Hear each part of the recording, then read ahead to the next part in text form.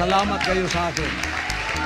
Siya rin ay kasama sa FBI's most wanted list sa Estados Unidos in relation to the allegation even before pa nagkaroon ng investigation si Risa Ontiveros among his alleged crimes committed sa US katulad ng sex trafficking, by force, fraud, coercion, cash smuggling at marami pang iba, mostly conspiracy to commit those things with other people. Nahuli siya in a 16-day standoff with the PNP sa kanyang KOJC compound sa Davao last year dahil sa warrant of arrest na inihain at inaprobahan ng Senado after a series of failed attendance at pag-undermine ng otoridad ng Senado to issue summons at magdinig ng hearing dahil sa kanyang pilay pagbabaliwala raw sa mga utos nito. Basically sabihin, bakit mo binabastos? Bakit mo binabastos yung Senado?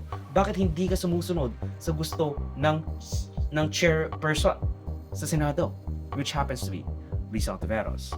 Now, finally, after 3 years in hiding matapos ang 2021 indictment, siya ay napilitang dumalo sa Senate hearing ni Risa Ontiveros.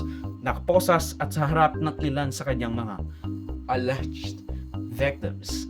Now, Salamat po, Madam Chair, sa pagkakataong ito na makaharap ko ang lahat ng mga nandirito at narinig ko ang kanilang mga testimonya. Sinexually abuse nyo ba ang mga babae at mga menor de edad? At Wala ginamit nyo pong- ba ang relihiyon para i-sexually abuse Wala sila? pong katotohanan yung kanilang mga sinabi.